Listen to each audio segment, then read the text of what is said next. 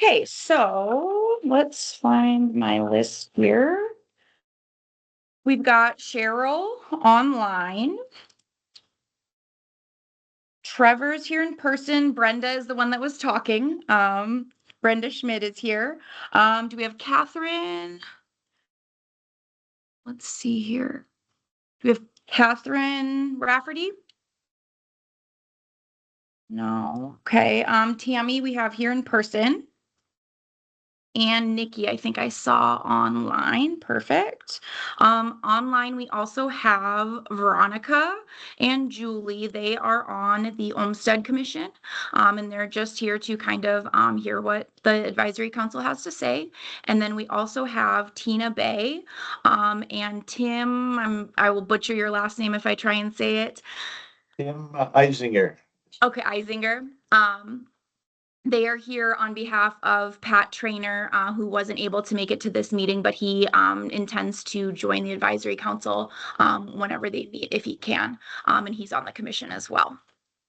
So the first, I don't know if I back up, can you guys still hear me?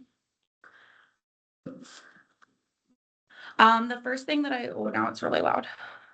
The first thing that I wanted to do is just review the advisory council orientation guide that I sent out to you. It was in that email from yesterday. It talks a little bit just about Olmstead and about the Olmstead Commission. Talks about our goals for the Olmstead Commission. And then on the other side, it talks about the advisory council. I'm just going to read through the council's roles and responsibility. The advisory council plays a crucial role in providing informed recommendations and expert guidance to the commission. Its primary function is to advise, offering thoughtful analysis, perspective, and suggestions on matters under consideration. However, the responsibility for making final decision rests solely with the commission. While the advisory council may recommend a course of action, it does not direct outcomes. This distinction ensures a collaborative process while preserving the commission's authority to chart the direction forward. Advisory council members will be approved by the commission and serve for 1 year on a voluntary basis. Reappointment to the council will be at the commission's discretion. Any council member who fails to attend 3 consecutive meetings without notice or cause may be dropped from the council at the commission's discretion. Council members may attend commission meetings and will be afforded opportunity to provide comment during times identified on the agenda.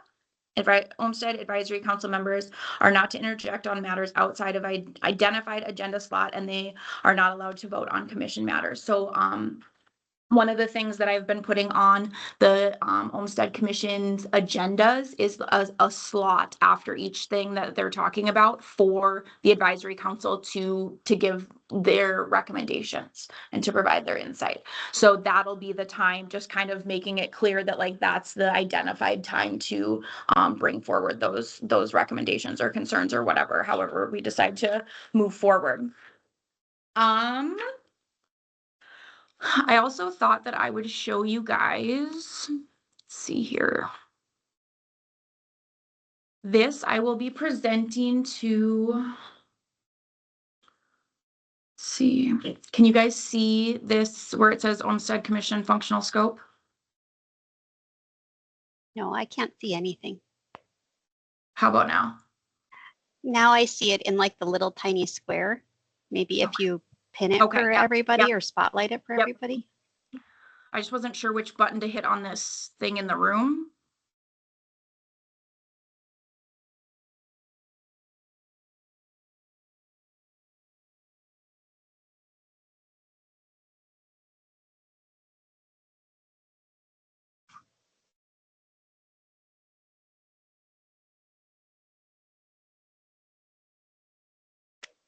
Looks good.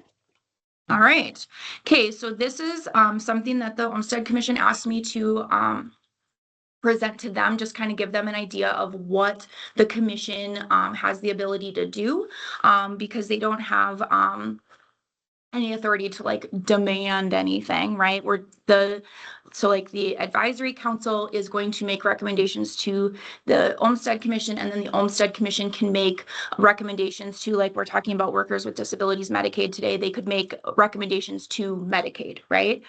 So here are all of the things that the Olmstead Commission can do. Request information from relevant agencies and organizations or stakeholders, receive speakers and presentations. So basically ask people to come in to explain, like, again, workers with disabilities Medicaid, come in and explain both sides of that. And so we've seen both sides of that. Research, that's me, research a topic and bring that back to the commission. Develop and issue recommendations. You can do that in a variety of ways. Write a letter in support, publish white papers, issue position statements, bring legislation. So we have a couple of legislative members on the commission. So we could potentially do that in partnership with them. Provide testimony during legislative session to interim committees or advisory groups. Submit comments on administrative rules or file complaints or referrals with licensing entities, DOJ, Department of Labor, OCR, Medicaid. Those are just some examples there. So just to kind of give everybody an idea of what the commission can do. Then we can move into our first item of business is just to start talking about employment.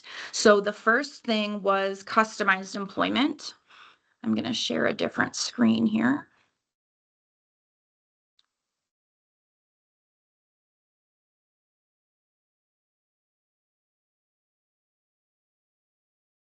Okay, can you guys see online? Can you see the customized employment presentation? I'm still seeing the Olmstead Commission can slide.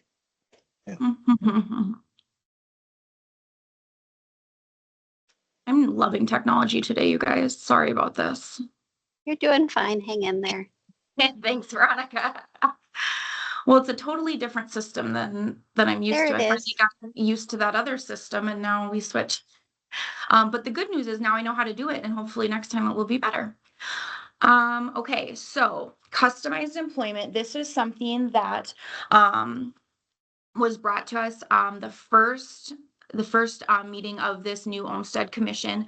They talked about customized employment. So North Dakota's definition of customized employment, individualizing the employment relationship between employers and employees in ways that meet the needs of both, based on individualized determination of strengths, needs, interests of the person with a disability, and also designed to meet the specific needs of the employer.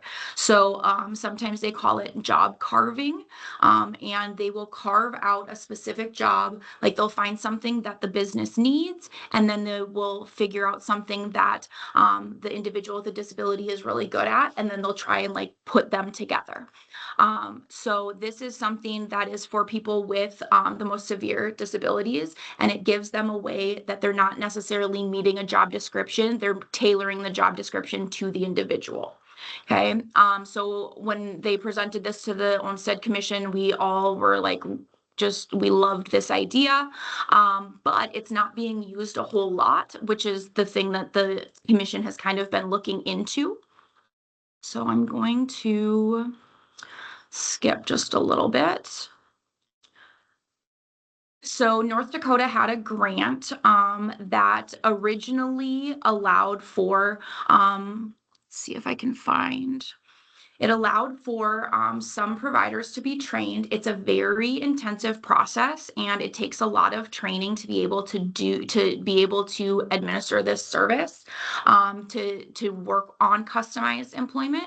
And so what we're seeing is that after this grant, which this is something that was provided, they compensated the providers for the staff time to do the training, and it paid for the training. But now, if we don't have that staff time for the providers, if they can't be compensated for the staff time for the training, they're not really wanting to send a lot of their people to the training, because then they have to pay them out of pocket, and they're not being able to be reimbursed for that amount of money. So some of the ideas that the commission has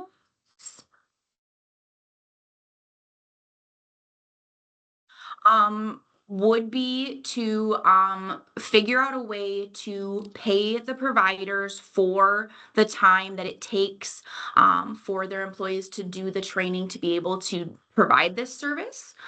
So secure funding through legislative appropriation to support workforce training and development of employees in customized employment. That was a big one. The other one that I have here is recommend VR reassess and update their reimbursement structure. So Colorado, and you can see on this slide, Colorado has, and it's not very big for you guys here in the room. Let's see here. Okay, you don't want to have to mess it up. You guys are, okay. I know, we don't want to mess up the, okay, so on this slide, it shows the different kinds of employment services. So like job placement, they pay $55 an hour, supported employment, $65 an hour, and customized employment, $100 an hour. So if we were to go something like Colorado's approach, then the providers are getting the incentive here in the hourly rates to be able to send those people. It would make them more money in the long run if they send them to the training. So that's one way to deal with that. The other way would be milestone payments. So again, Colorado, but they do milestone payments. So you can see for job placement, once they get job placement, it's $600. Successfully closed, $1,200 for supported employment. They've got $750 for job placement, $1,000 for job stability, $500 for successfully closed, and then customized employment. All of these numbers are higher. So for successfully closed, they've got $1,400 for job stability, $1,000 job placement, $1,000. They've got all of these really high milestone payments that would incentivize the providers to want to get their people trained in order to do the customized employment. So when I talked to VR, and they liked this idea of potentially reassessing, but they would have to reassess all of their payment structures for all of their employment services. So it's a big thing. So like not that it's not something they couldn't do, it's just that this is a big process. The provider really likes this idea because that they would be able to pay for the training once the grant is not available anymore to actually provide like the training, and they would be able to pay their staff for the training. Like I just think of when you're trying to run a business, right? The provider's trying to run a business. It doesn't make a lot of financial sense to send them to the training and pay for all of that training and the staff time to do the training if they're not having any financial incentive. So that's a big one. Support and expand programs that introduce students with disabilities and their families to competitive integrated employment early on. VR does this, but we could expand that. VR and the provider that I spoke with really like the idea of just kind of showing people the successes of customized employment. I've done a bit of a deep dive into customized employment, and some of the success stories are amazing and so heartwarming that if other people saw that, they would be more willing to try and make this a priority. So that would be one thing. Explore the career path for people in high school and college to become DSPs. So if they had some sort of a program where people were able to get into the direct service workforce from high school or from college, like in high school classes, they can, take classes to become a nurse, or they can, some of those kinds of things. So if they were able to do that, then we wouldn't have such an issue with providers not having enough staff to be able to do the customized employment, which takes a really long time. So a lot of times the providers will try and do something like supported employment where it doesn't take as much time, but for the people with the most severe disabilities, it's not necessarily working out for them. So then I just have a bunch of examples, and you guys have this information. I sent this to you. And then I think I have one more. One of the things that we talked about was support for smaller providers. A lot of smaller providers are sticking with customized employment more than the bigger providers. That's what we've kind of been seeing. And other states have seen that as well.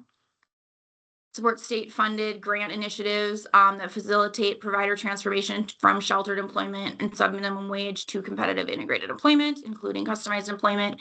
And then the last time I talked to VR, they had this last example here, which would be have one provider in like 4 or 5 regions around the state that was like the expert in it. And then they would be the one that coordinates through VR to provide customized employment. That is what I have. I see Julie has her hand up. Julie, do you Yeah, have can I just something? ask a question quick? Yeah. With this last idea from VR, so the provider would be like a DD provider that would work through VR, not a VR staff, right? It would not be a VR staff. It would be a provider, like they could apply to VR to be the provider in this region. And then any customized employment cases would just go to them. Okay, and would that be paid from VR then? From what I understand is VR pays for some of it. I'm not sure exactly how the reimbursement works, if it's gonna be VR or if it would be DD, but it would be like each provider they would apply to VR to be like the person in this area that does customized employment. Okay, thank you. It wouldn't change like how people are getting paid. I don't think it would just change like, here's who does the customized employment instead of having it be through a bunch of different providers. That way they just thought that you could get some people that are experts in Yeah. it and Yeah, I instead of really trying like the to idea. train a lot of other people. Yeah. Yeah, absolutely. Please. Well, and hi, this is Brenda Schmidt. And keeping along those same lines, I agree with Julia. I like the idea. One of the questions that I had was, when we're talking about, we're talking about providers. So we're talking about small and large providers, but what other services are these providers providing? I mean, are they doing residential? Are they doing daycare? Are they doing respite? They already have all these other services that I'm assuming that these are the providers we're talking about. Yep. And so when you talk that the smaller providers are more successful, it's likely because they are not offering the entire gamut of services. So how that speaks to me is that, like this idea of having one provider that, they're the go-to for the, for the customized employment. So in addition to that, so you talk about, the high school, we start in high school. So when Hannah, I have a beautiful daughter, Hannah, who's 28, and we live in Fargo. And she went to Davies High School. And at the time, they had what was called social inclusion. And so the students they would actually get credit to be a part of social inclusion. What that included then is they would come into the special education rooms and they would spend time with them and anywhere from, doing art. A lot of times it was things that the individual was interested in, like Hannah loved looking at fashion magazines and they would just spend time doing what that individual liked. And it started out really small where the students, there was a handful of students that were doing it. By the time Hannah graduated, there was a waiting list of over 100 kids waiting to get on this in social inclusion. With all that being said, talking about the high school courses, and I absolutely love the idea that, of course, for a DSP. And I think they also used to have, with the social inclusion, through DECA, and some of these other groups, and introducing them more to the world of disabilities. And when we talk about utilizing high schoolers, and early on, we talk about this gap of staff. So I would love to think, I like to dream, I love to think in this world that we could do something with the colleges. So why can't there be college credit for also being a job coach or supportive employment? Look at the nursing programs, the social work programs, the education programs, even the business programs. A business student could come in and look at a business and really maybe help that business with employing individuals with disabilities. Those are just some of my dreams and accessing Because I do believe in talking about, I get it. I get why the providers aren't doing this. I am currently doing self-directed care for my daughter because the providers just don't have the capacity to provide care for my daughter who has significant needs. Mhm. So, that's really all I have at the, oh, and one other thing, when talking about the 12-week training, has anybody done it? Has anybody, so we really don't know what that looks like. And I'll go back here for a second. Currently, there is another training where they're bringing the training to the provider, like another round of training or whatever. It says that they just started a couple of new ones like December 1st. And they are starting to train people again, and NDCPD is bringing it to the provider so that they have less like travel time and they don't have it like, so it's a little bit less pressure on the provider. I don't know that it's a 12-week process anymore. That was the original one. I had that question at the Olmstead Commission meeting too. I haven't gotten an answer on that yet, but they said that they're bringing the training to the provider just to help out with like some of the time issues. And I think, in keeping with that, I just know from a DSP standpoint, the greatest training they have is actually hands-on and actually being there. And, another one of the things that DSPs and the workforce, have expressed some of their frustrations and some of their barriers is the amount of modules they have to sit through and those types of things. And it's a barrier. And that has been identified. And so just in hearing of this training, and by no means, I haven't seen the training, I haven't, experienced it all. Curious who has, right? Like, another thing that was brought up in one of the meetings is, we have this training that obviously a lot of effort and time and money went into. And do we know the return on that? And so, so I guess that there's two parts to that. Is that training a barrier? And it's sounding a bit like one. And then the value as it stands currently to the end result of successful employment supported customized employment. And if they were going to, like you guys said, how you liked the idea of having one provider in each region, that would be such a barrier if you're training a handful of providers as opposed to training a bunch of providers that are trying to each have their own individual workers. Yeah. Anybody else thoughts on any of these recommendations? These are the recommendations that I brought to the Olmstead Commission at their last meeting. And then these blue little things are just things I've added in since talking to VR and the provider. Like the recommendation. You have like, if you had to pick one or two.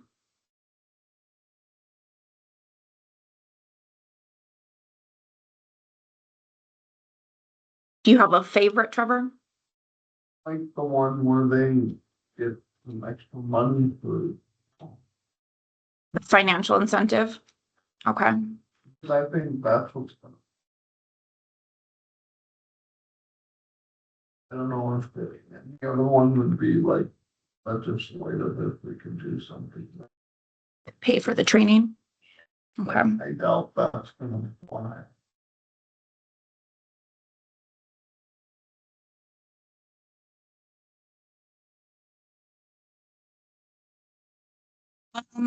Anybody else have thoughts on the recommendations?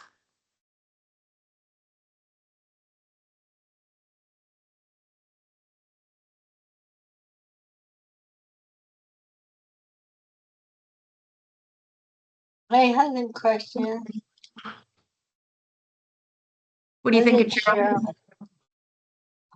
Okay, on back, what kind of training are people getting to help to support the person who wants to work Yeah, that's what we were just talking about, is how, like, what the training entails, because none of us have taken the training. So I don't really know what it entails. So my thought is, are I like that idea, but if they got training all areas in work, that, you know, Like, are they getting trained on all the different kinds of employment services? yeah, Mm-hmm.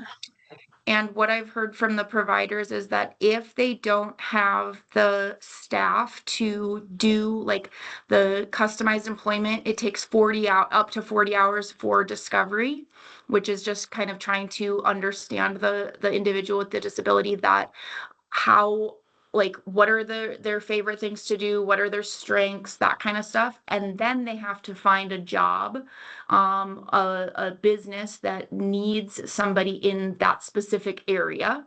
So it's like it takes a really long time compared to like supported employment, or job placement that takes a lot less time for the staff person to be able to get them a job. So what they're seeing is they will put them into like supported employment in that situation instead of using customized employment, because it doesn't take as much time. okay.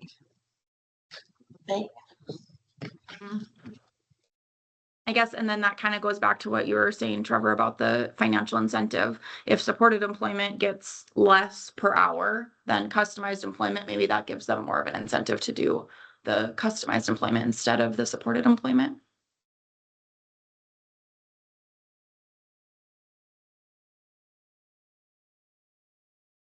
Anybody else thoughts on customized employment on the recommendations? Because at the next commission meeting, they are gonna kind of take a look at this and decide what they want to do moving forward. So if you guys had to pick, like 2 of them. I would pick the incentive and then maybe the other one I said earlier, but Legislation. yeah, legislation, those are mine too. But You also said that you didn't think that that legislatively they would do that. I don't, Do you think that it's a good recommendation if you sincerely don't think that they will do it? That's my question. Okay. I'm not do it, but I would like, ask Senator Hogan what he thinks. I just don't think right now is the time to be. I just don't know what else to do, other than incentive. I just gotta put something to entice them, Mm-hmm. because they're not just gonna do it because. Because it's business. Mm-hmm. This is Tammy. Hello, everyone. This being my first meeting, and I'm not understanding, I'd like to get a better picture, really truly what's currently being done. Like, I can see and, that's enticing to have that additional funding. But overall, I'm still questioning, we have such a systemic barrier breakdown and coordination of just lack of moving these efforts forward. Does that even touch that and get that going even with the additional funding? I think that's what I was thinking too, but I don't have a good whole understanding and been part of this discussion, this being my first meeting. Sure. Yeah. That's just kind of that whole systemic coordination and breakdown is so huge. I have clients that have been waiting for years, and it's just the understanding that piece too. So is this funding that incentive to move that a little more to help that coordination process? So do you Efforts. think like having the one provider in each region so that does that kind of help? Is that kind of what? Yeah, I don't have I'm just. Or is it like the workforce or? I think it's all that Okay. comes together, but I think having that one that maybe spearheads that has enticed payment too. You're thinking the financial incentive is a good one? If they can get Yeah. VR to reassess that? I think in keeping with what Tammy is saying, I think like this, when I was talking about the providers that are providing so many services across the board. If we have a provider that is more focused on customized employment, which is kind of what the recommendation is, regionally, you have one provider that they're the go-to for it. And I agree with Tammy. I don't fully understand what is actually currently being done because Hannah doesn't qualify for Okay. VR. And so, so I don't really know what that looks like. I love the idea of customized employment. Just person-centered care, all of that is what, the community that we're serving deserve and need. So, one thing that again kind of went through my head is just why isn't there just centers that just do this, or is that what VR does? So when they go to VR, then VR can like, if it's like in a certain area, they say, here are the providers that do customized employment. So it goes back to the provider. Mhm. So there isn't just like a one-stop shop where it's like, this, and you see what I'm saying? Yeah, This, yep. this entity would have, that's all they would do is customized employment. And again, this is just in my simple mind of, because you look at other projects, you look at the Jeremiah project, or you look, maybe, look at some of these other nonprofits that just, specialize in whatever the gig is, whatever the One need thing. is, one thing. And again, and Veronica said it so well in one of the meetings about, we can't fix the workforce situation right now. If we, if there was a simple answer, it'd be fixed. But I think we can look at maybe recommendations to enhance it, and by utilizing our higher education and high schools and things, and introducing them to the world of disabilities. So if we had to pick a couple, the reimbursement structure is one that we like. And the last one there, having one provider with a dedicated staff member who applies to VR to do customized employment for whatever the regions they decide to make. And then I feel like this one kind of comes back to almost everything that I hear. Any meeting that I go to, it seems like we're hearing that there are not enough people in the workforce. That's one of the goals on the Olmstead plan. Is it talks about the workforce because there's so many people that are struggling with it. So that would be like our third. I would agree. Trevor, you said you really liked that first one about the legislative appropriation. Would you pick that one over the other ones or no? You still think that could be a way to go to? All depends on. Like if VR couldn't update their reimbursement structure, then maybe go that way to provide the staff time? Yeah. Okay.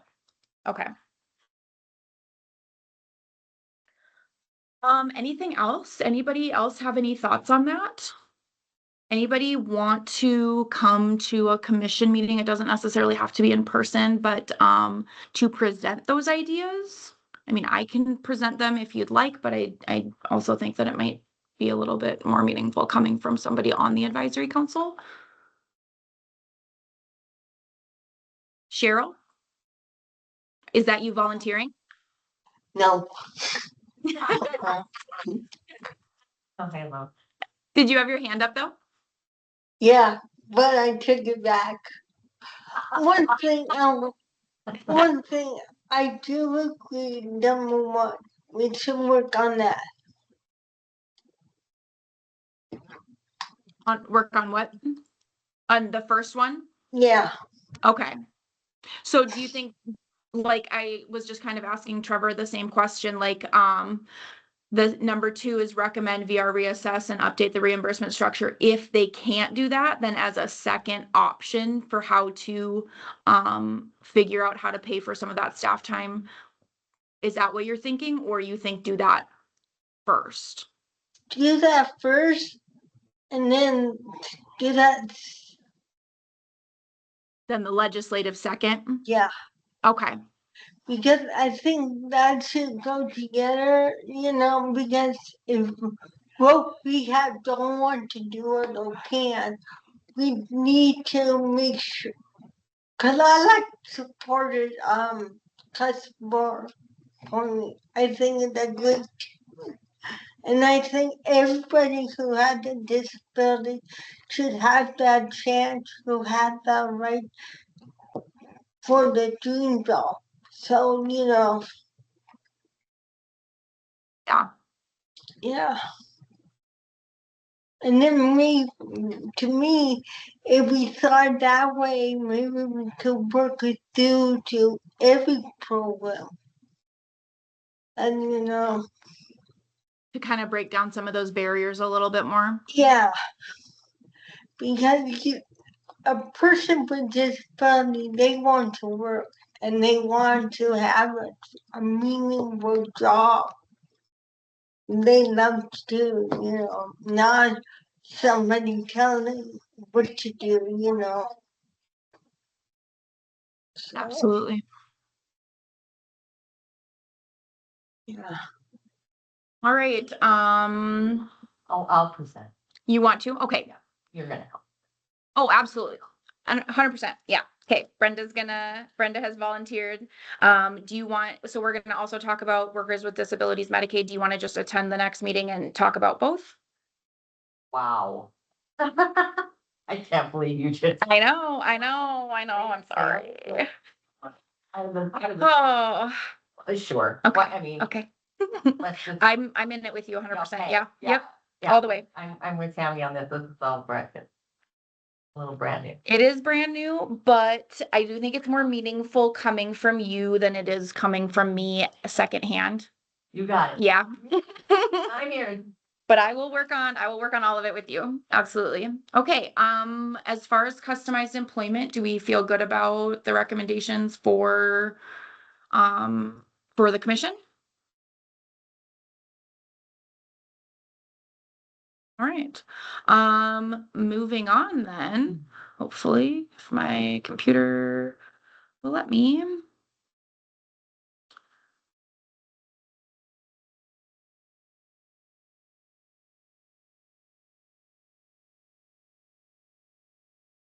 All right, those of you online, can you see workers with disabilities Medicaid?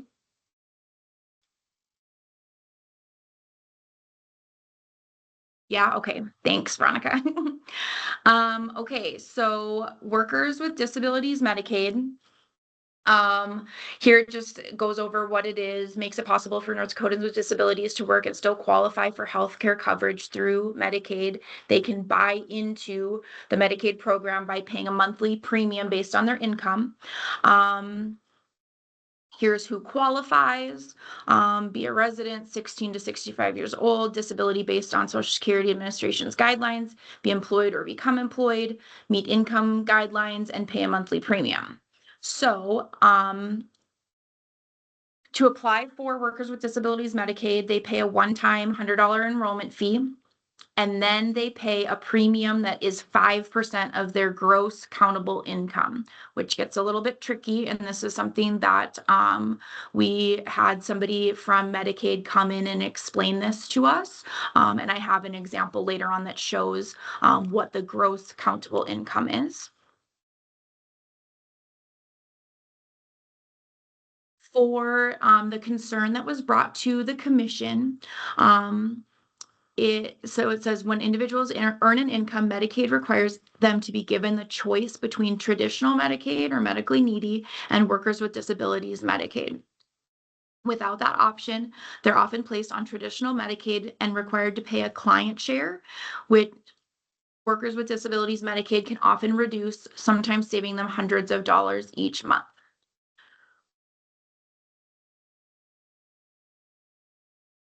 I'm gonna skip for 1 second to the example because this shows how much your client share compared to your premium would be on the medically needy versus the workers with disabilities Medicaid. So this is an example that they brought to us at the last commission meeting. Someone from Medicaid came, Joyce Johnson, she came in and she talked about, I think she had 4 examples and I just picked one of them. So on medically needy, if they make $3,255, they have to spend down to the monthly income limit for Medicaid, which is, you can see at the bottom there, $1,174. So they are responsible for all of that amount, that $1,044, until they get down to the monthly income limit for Medicaid.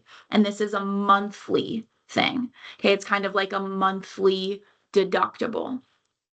So the first $1,044 they pay out of pocket, and then Medicaid would be the payer.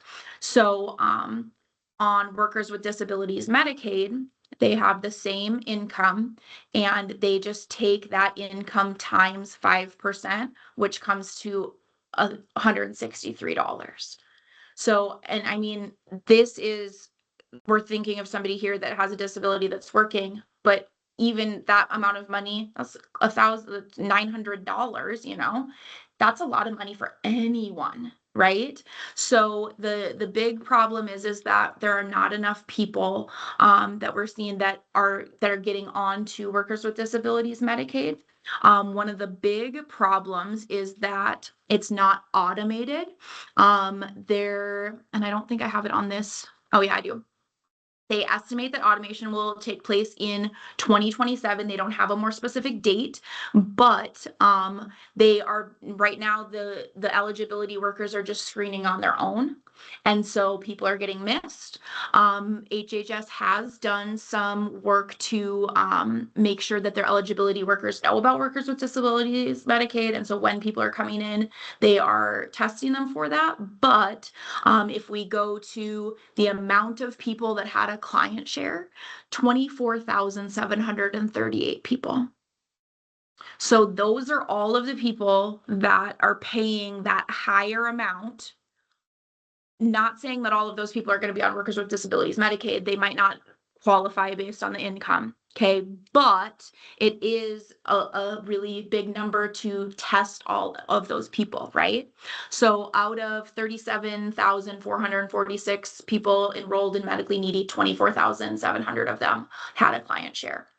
So every year they do a redetermination. So it says annually based on the date the application was approved. So each year they come in. And then it could be changed from the medically needy to the workers with disabilities Medicaid. And I talked about there was $100 fee, an enrollment fee. We were told that $100 enrollment fee is a one-time fee, and if they get on it, then they can be on it. Even if they are off for a while based on income limits, they can get back on it without having to pay that enrollment fee. One of the recommendations that I have on here is to get rid of that. Joyce Johnson, the gal from Medicaid that came and spoke to the commission last time, she said that was established. I've got Senate Bill 2194. I've got all of the information here. So that was a state thing. So one of the things could be, and this is something that the commission was talking about last time. I think it was Senator Hogan that was talking about like maybe getting rid of that because that might be a barrier for some people.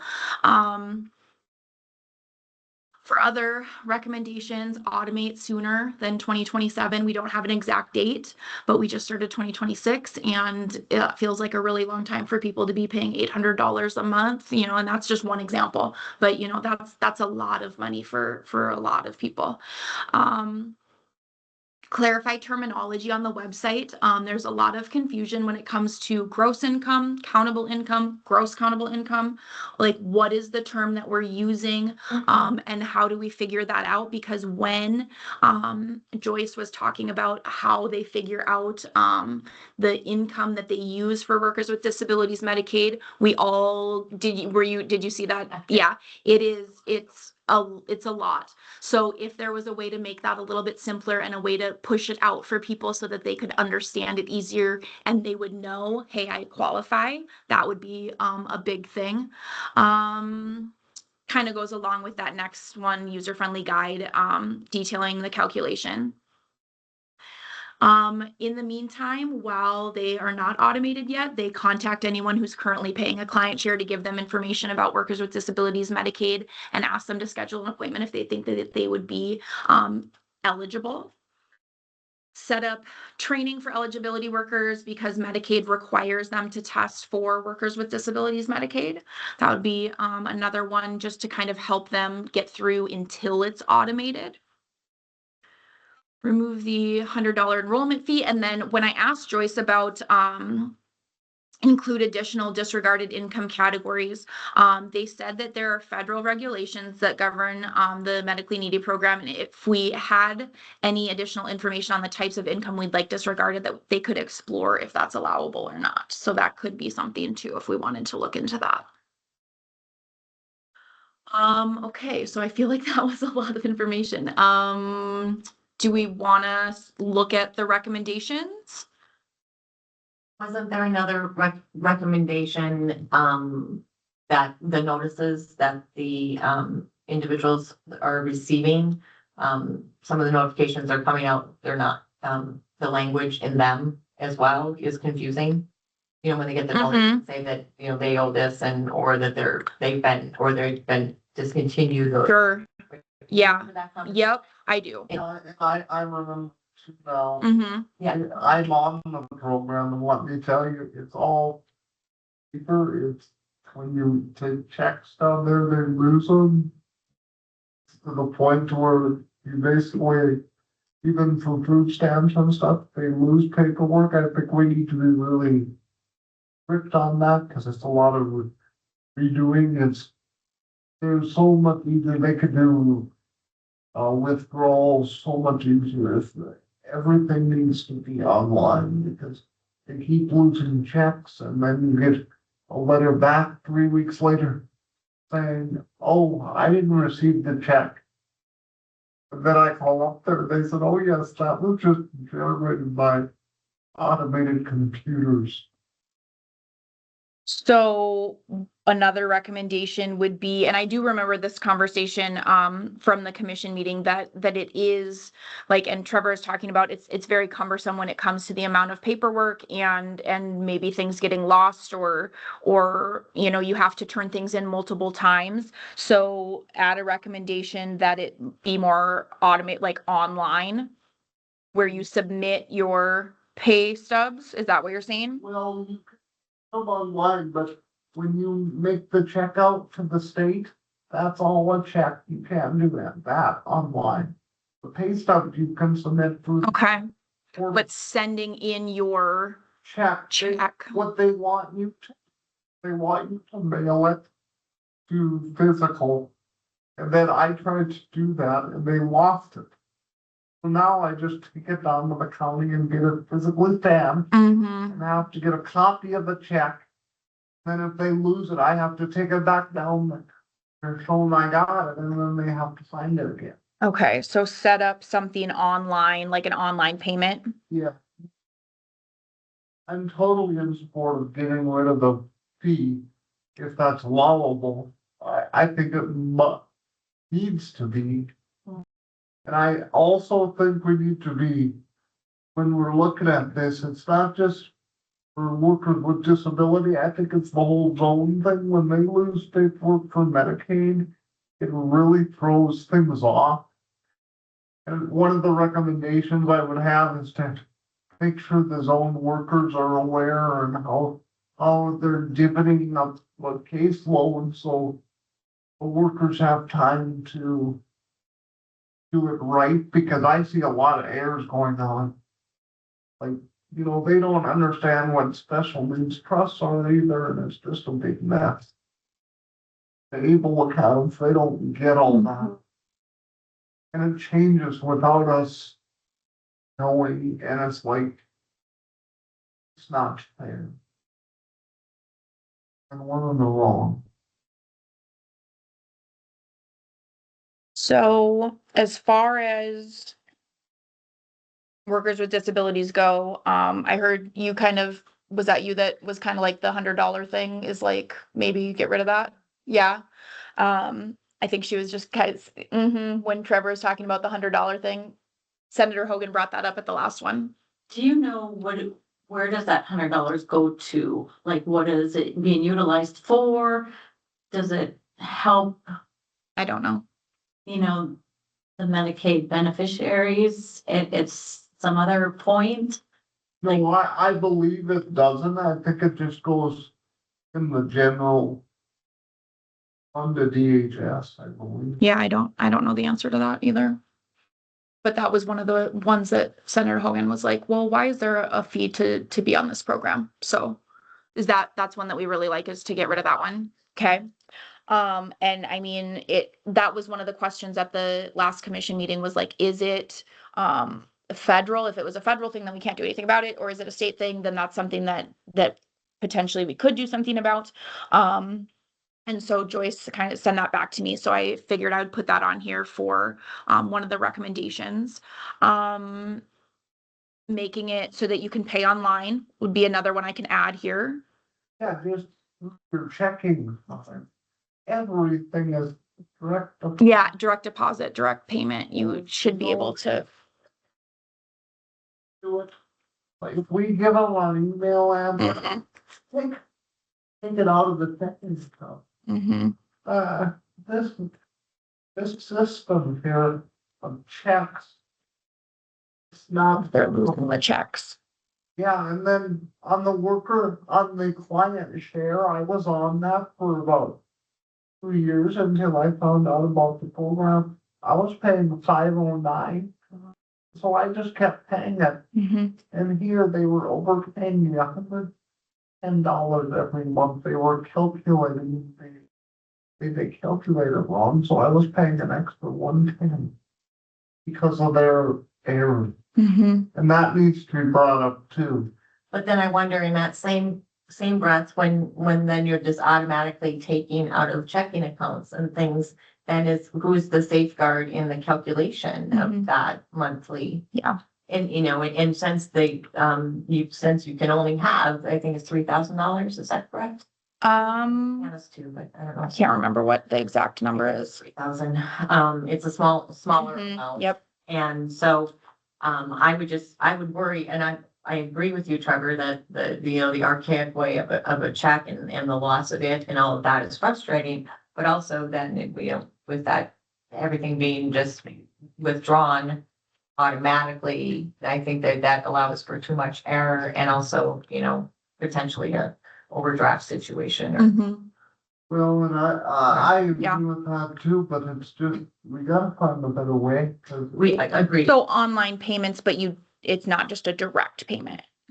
I think that it would be in control of that online payment where you were actually physically putting in that amount that you're paying versus just a withdrawal from. And then do we like the other one, like number 2 and 3 are kind of the same here.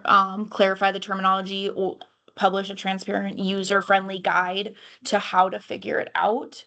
Because when Joyce came to our meeting last time and she started explaining it, it was confusing trying to keep up with what's disregarded, what's allowable income, gross income, countable income, all of those terms. Well, and yes, I think that would be helpful. But I also think they need to educate their workers on when the guidelines change for special needs trusts and able accounts, and they need to educate these people, because some of these workers don't know when it changes so rapidly. So you like just the last one, like setting up more training for their eligibility workers? Yeah. And I think they expressed, they too have experienced a great amount of turnover as Mhm. well. Yep. But that doesn't mean that that recommendation goes away. And then definitely the recommendation of, more clarity and user friendly. Oh, what happened? That's okay. Oh, and then I think the notices, that conversation was needs to be brought back about how those notices are sent out. Like Trevor said, sometimes they get sent out automatically and notify people they've been dropped and indeed they haven't, or it causes a lot of stress and confusion and Oh, and then another thing on the client, when you're on the client share, you have to pay the hospital directly. And if they do the math wrong on the client share, it affects the hospitals too, because then they put, I like the workers with disabilities better because you just pay one agency and that's it. Yeah. It's all done. One check, you're done. And not to mention it's cheaper, way cheaper. Yeah, it's way cheaper. and I remember Deneen said that they had requested one person at the state office that would focus on the special population, with the workers with Yeah, disabilities yeah. MA, but that hasn't happened. Mm-mm. But I thought that when she said that they had requested that, I thought that was Again, having like an expert in that yeah, thing. because what Trevor, it kind of mirrors what Trevor is saying, and also one of the recommendations, which is about, continuing on and enhancing the training for the workers. But I also, like I said, I heard that they are experiencing a lot of turnover as well. So, and maybe we'll be back to, to Deneen to see exactly, what the request was and what their thoughts were behind it. But I just remember her talking about it and thinking that that was a really solid request. And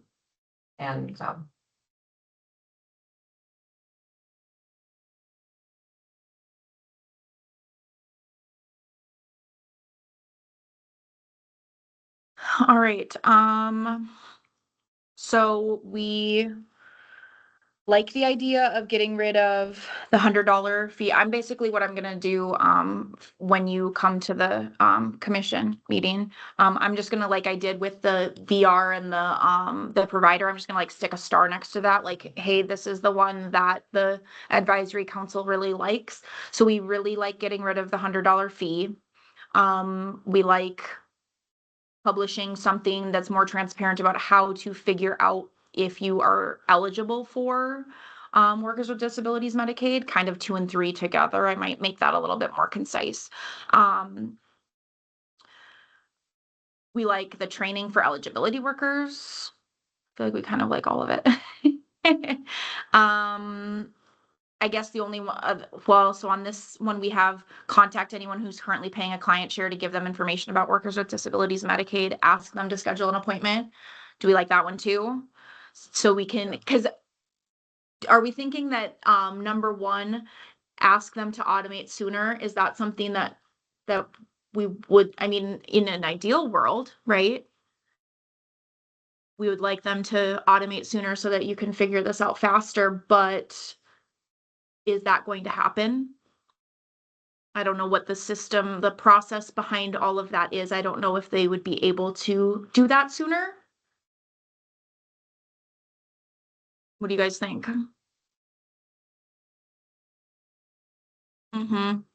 So maybe in the meantime, they set up more training for the eligibility workers, tell people about the program more, hope that more people get on it before they automate. Okay. Okay. And then get rid of the $100 one on this page. Okay. Anybody online have any other suggestions when it comes to workers with disabilities Medicaid?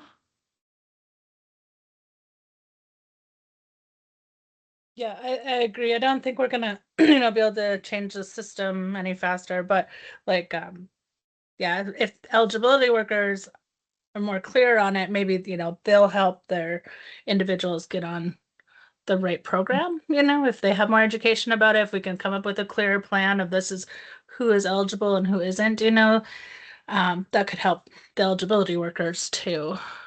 Mhm. Yeah.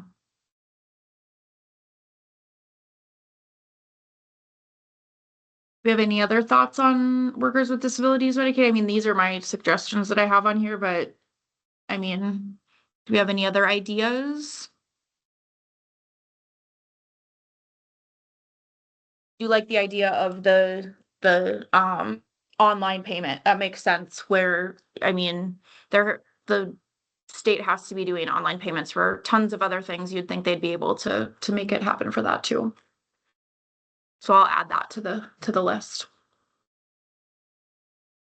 Well, and what I would recommend with that is you could either give them your bank account or you could give them your debit card. Debit card. Mm-hmm. Do it so you can just do it over the phone. Yeah. Or, do it direct. Or, it all depends, because I know, like right now, like, they do credit, and apply them, but it's not paperless, and it's not, Mm-hmm. it's a mess.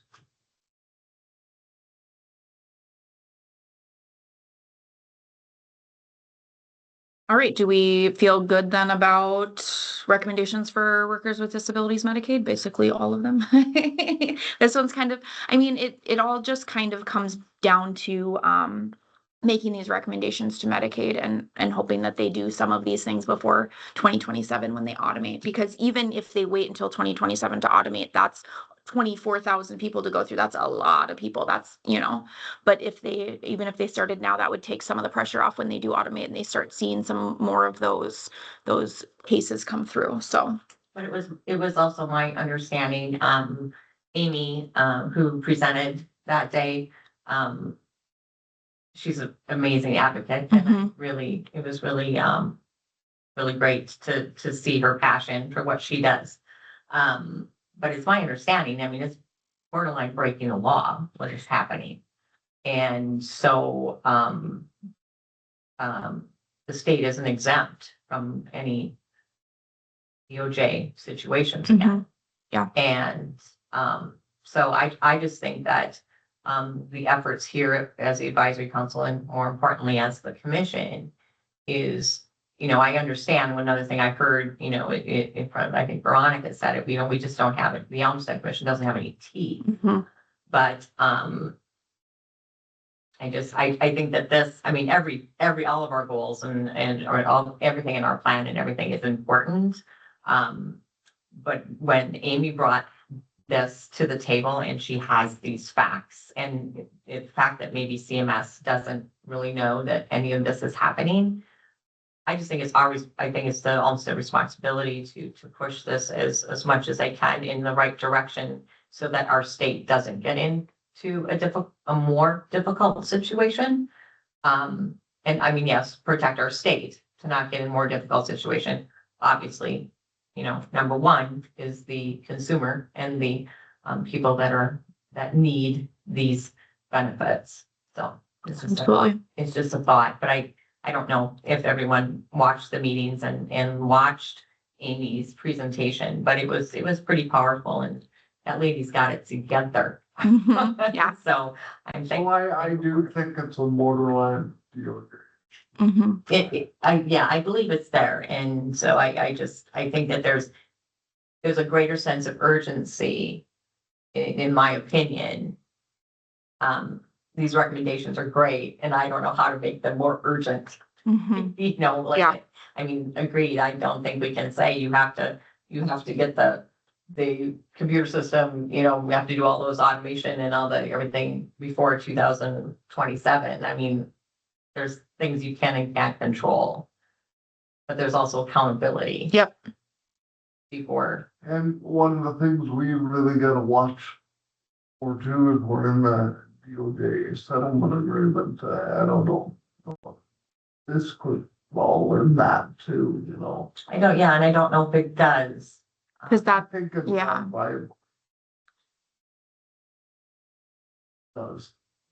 Falls right in there. Not being aware of services, Always after portion. yeah. It's right in there and it's pretty clear.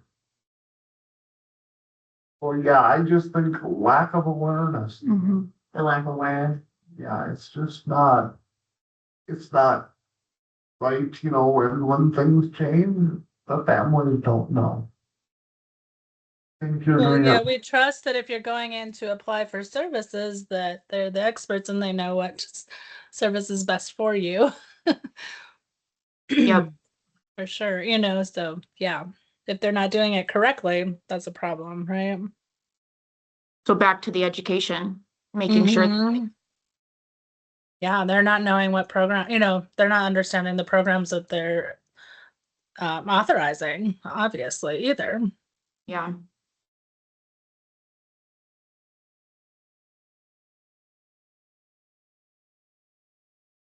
All right, any other thoughts on workers with disabilities Medicaid? I think that Brenda, when you come in and speak to the commission on that, I think that that's a good point to bring up, is that it is something that they're supposed to be doing, and to just say, well, they will be automating is like not urgent enough. Yeah, I think that that would be a pretty powerful thing for the commission as well. Yeah. Okay, so And not in a threatening way. That's not. yeah, that's no, not- absolutely not. No, yeah. Mm-hmm. It's reality. Yeah. That Amy, so I have a question. So how did Amy come to be? How did she end up coming to the commission to do her presentation? How did that Sure. happen? Well, we had asked her to come just to talk about benefits planning. Yeah. And so she had seen this issue and she brought that. Yeah. So she came just as a presenter. Yep, she came as a presenter, Okay, so this and then wasn't- we didn't know that this issue existed. really. Yeah. I believe though she did mention in there, I think there was some other commission members that mentioned that this isn't a secret. This has been going on a long time. Okay. Yeah. But that's some of the, systematic things Mhm. that are broken and how everyone works in these little silos. Yep. And Yeah. not talking to one another, but, I didn't know how she Yep. came to be, so I thought she Was applied. asked to brief. Oh, no, no. Like she was bringing a complaint to so both of them, so both VR and Amy were asked. to Yeah. just Yep. Present. For each of the commission meetings, basically I'll talk to like the two co-chairs, and we'll figure out like, the commission decided they wanted to do housing next. So then I gave the co-chairs kind of a list of, here's a bunch of different options for where we want to go. And then, they kind of choose, just like I have, the list of recommendations. I'm like, here are a bunch of recommendations for where we could go with this. And then they pick one. And then that was just something that we wanted to talk about, was benefits planning. Yeah. Okay, so that led me to my next question, because then at the very end, then housing came in. Mm-hmm. The housing came in and that was, it was kind of confusing to me, because they are a self-supporting, you know, business. Is that what they are? Are they agency? For housing finance agency? Yes. Yeah, so we just asked her, we just asked her to do kind of like a legislative overview and kind of what has been going on in housing. We just kind of asked her to give us an overview. Yeah, just to get us started on housing. Yeah. Yep. That's a whole other animal. And I think at the next meeting, Money Follows the Person is gonna come and talk. So, yeah. At the next meeting, we're basically going to, and I'm not sure if they're gonna wanna go first, so they don't have to sit through all of our employment stuff, but the idea is that we'll talk about customized employment, talk about workers with disabilities Medicaid, and then we'll continue on. Our next topic is housing. Yeah. And that's another thing that I wanted to ask you guys too, is if there is any recommendations, like our next topic is housing. Is there anything specific in housing that you would like the commission to dig deeper on? I mean, I can't make any promises, but like I could at least present that to the co-chairs and see if it's a direction that they wanted to go in.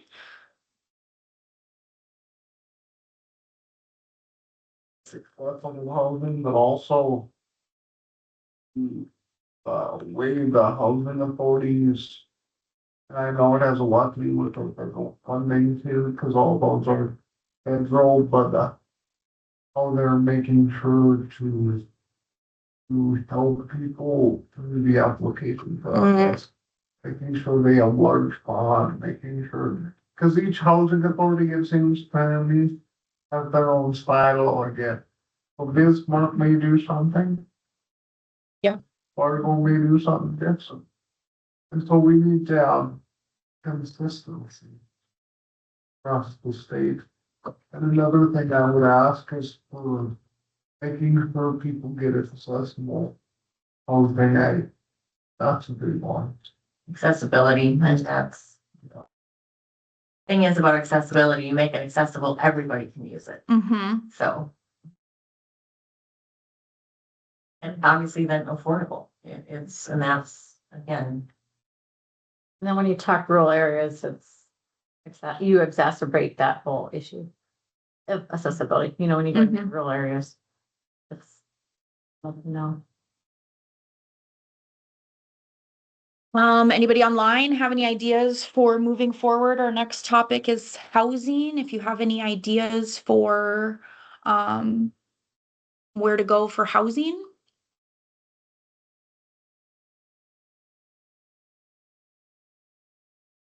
Like I said, I think money follows the person is gonna be at our next meeting.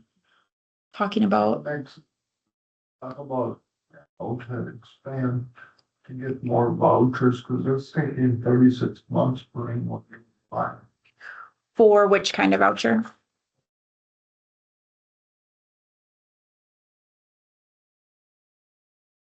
That's kind of all federal too, but it's kind of like, that's another thing, Brenda, in the DOJ. Housing too, I know money follows the person tries to subsidize until they can get a voucher, but it's for them.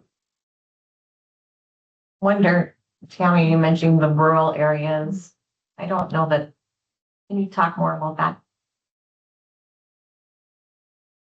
You know, it wouldn't, just in Bismarck, you're seeing more accessible apartments coming up, but when you were in the rural areas, there is no building happening, they're old homes. So there's a lot of home modification questions that, and always end up in our office.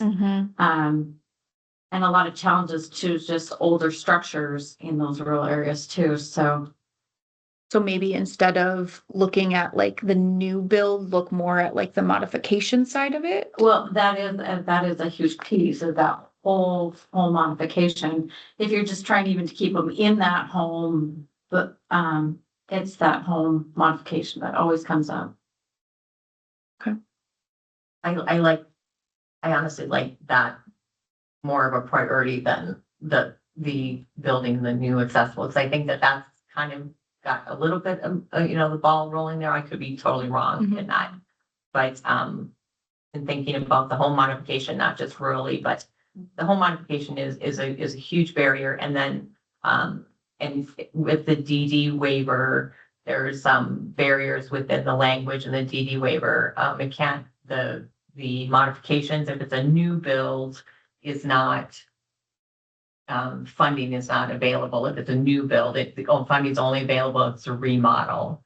But unfortunately, in some situations, with the older structures, maybe the remodel's not an option. So I know that, about homes and keeping people in their homes. And Well, and one of the things with that too is with the DD waiver, they require rebids on every. We've heard that, I've heard that too. there's definitely barriers within the language and in the DD waiver. That's the.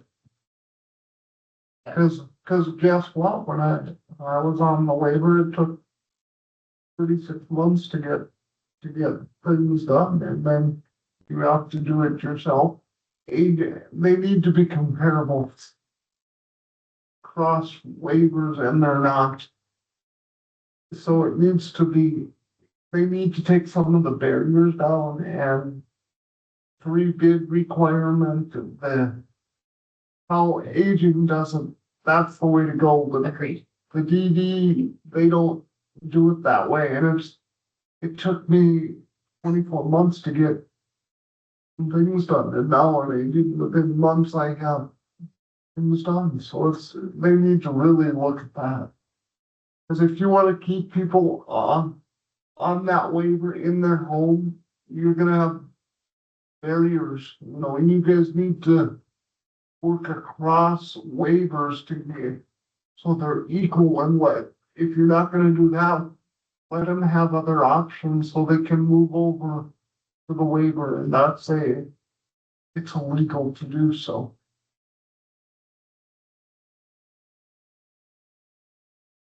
And maybe, Stephanie, that's a topic too. We need to, when we're talking about housing, how do we keep people in their homes with developmental disabilities and stuff in their homes with all these barriers on the DD waiver of the housing? It's just how do we keep them there? It's a big problem. I would throw that in with the housing piece. Well, and it kind of goes back to the settlement agreement then too, right? Is easier to keep someone in their home than to have them be, into the institution and then to get them out.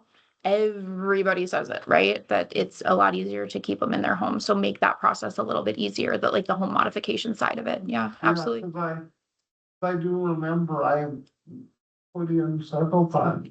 I gotta get rid of the three bids. There's only one provider sometimes to get all this done. And then the time limits on the bids too. Yes. Yeah. They'll only keep them for 30 Mm-hmm. days, and I'm like, and the case managers need to be allowed to do some of that work on aging. They do that. The case managers do the work, get the quote for you and see what providers they have. But on DD, they don't. They put it on the pathway to it. Okay. And I hate that because we don't know if they're licensed. All we get is a list of providers Approved. approved, and that's it. I mean, they don't allow the case manager to do any of that work. They'll help, but they should be the same thing as aging service. Because we're all, and it says in the settlement agreement, intellectual disabilities are exempt. Disability, they're still included in the settlement agreement. Mm-hmm. And that's a gap too. If we're gonna hold somebody else because of funding, that's not fair to the family. Cheryl, I see your hand is up. Is it on purpose?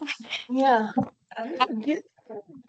Don't forget, there probably some other people that are not on the waivers. Like I'm not, and you can't forget about them too. You're always talking about people on waiver and getting help, but you also gotta look at there's another population out there too that may not be qualified for a waiver. Cannot get, so for having a reporting of keeping people home, you should really look into that. So for myself, I am not on the waiver. So I'm not living in my home with my husband working. So I just want to bring that up too. We need to look at that too. And,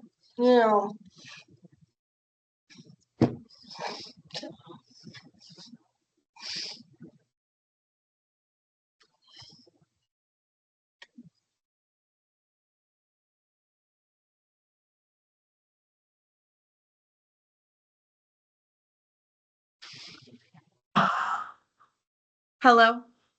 Can you guys hear me? Yeah, Okay, Cheryl. Sorry. okay.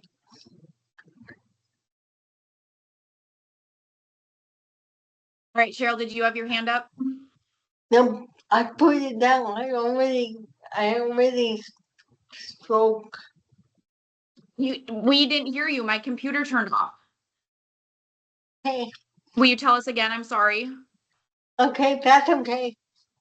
What I was trying to say is, I agree with Travis and agree with, housing is a big issue in affordability, keeping people at home and having a waiver. But what I was trying to say, some people like me, it's not on the waiver. So what about us? What about those people? And You the know, council working at that now, because there are people falling through the cracks that aren't on the waiver. We have that issue too. So Cheryl, what you're saying, currently, there's no funding source for home modifications if an individual is not on a DD waiver? that that's what I would like to know. Yeah. This is Tabby. The North Dakota Housing Finance Agency does have the RAP program that I'm aware of. But I know it is really, there is not a lot of, If it's not on the waiver. yeah. And then there's also, a lack of, if you've already identified then your needs of modifications, those to provide and know the expertise of what they're doing to install it, to make those modifications as well too. So there's a lack of And that's why education on that side. yeah, and that's why you need to get rid of the free bids, because we're having you need to incentivize get more competition, because some of the prices are so outrageous. Like, well, what have you done here? It's like with my hair and stuff, I tried to talk to Medicaid and they'll only keep a year warranty and they'll do all this and then they'll want to pay for a new one, but it took us 6 weeks to get a new motor for a power chair. If I didn't have the manual, I would be stuck in day. So we need to work on that too. It's really a problem.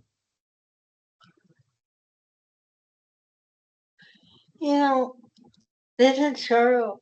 I wish the disability community wouldn't have so many barriers.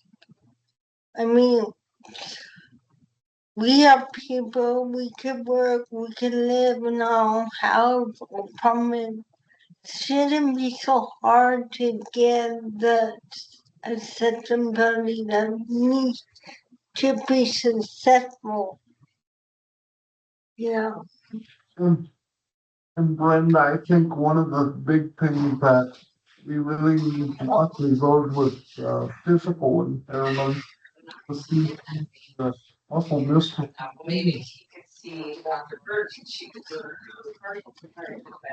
that are on there. They're part of the settlement agreement, and with all these barriers, how are they supposed to stay in the home?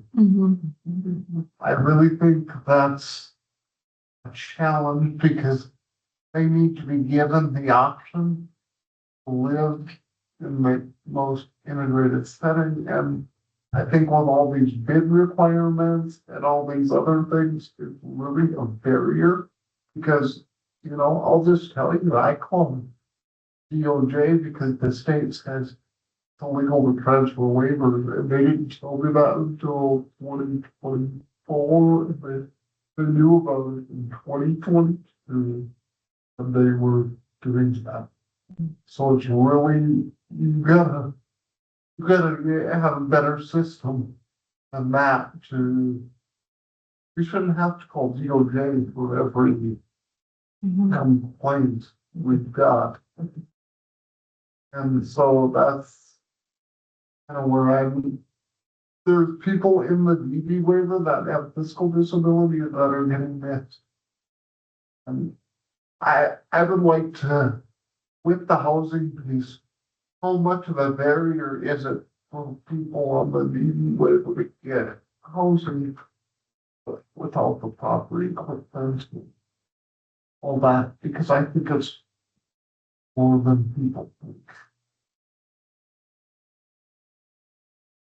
All right, anything else? I took a bunch of notes for housing. Do we have anything else? Well, and just with that, like what Trevor was Mhm. asking, how many people are being missed, how many people are dropping through the cracks, and Mm-hmm. research, is important. I don't know that we have those numbers. Nancy probably does, but. Alan, did you have something? Well, I just had another thought, just of some other clients that we do work with. Sometimes it's the landlord barriers too that sometimes go along with the housing. What their idea of accommodations is, and what they allow. Because the building of the apartments can be accessible to get in, but then the individuals can't access their own apartment door and things like that. So I think I'm just kind of curious too, is what others are seeing far as the landlord barriers too, as a I don't piece to that. I don't see that as much as I do.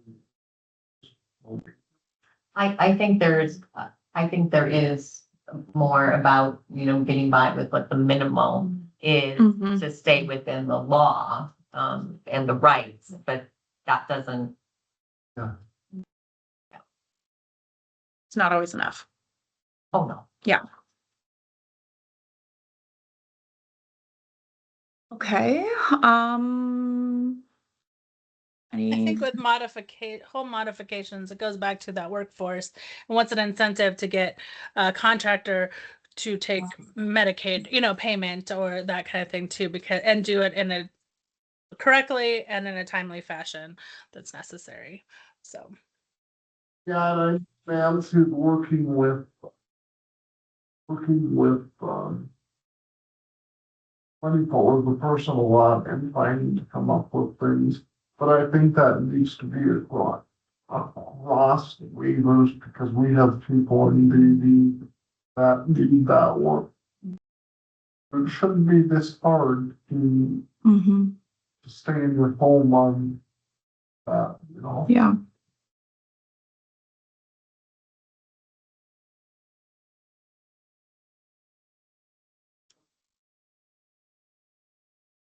Yeah, we definitely see the lack of skilled contractors in accessibility. I mean, just a basic grab bar, we see is being placed in very, very wrong. Mhm.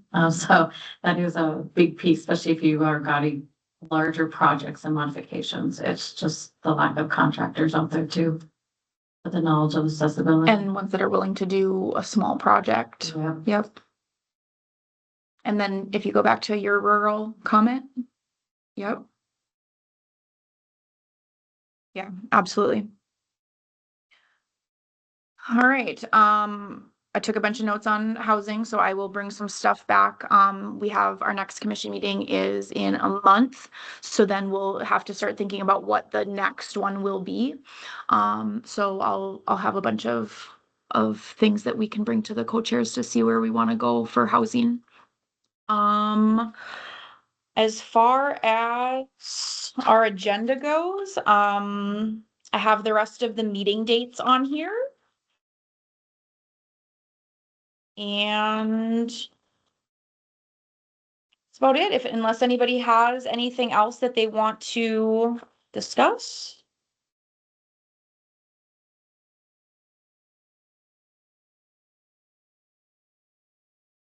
All right, well, I appreciate everyone for hanging in there with me with all of the technology issues. Hopefully I will do better next time. But I appreciate you all being here today. If there's nothing else, then we will adjourn. All right, thanks, guys. Bye. Thank you. Bye.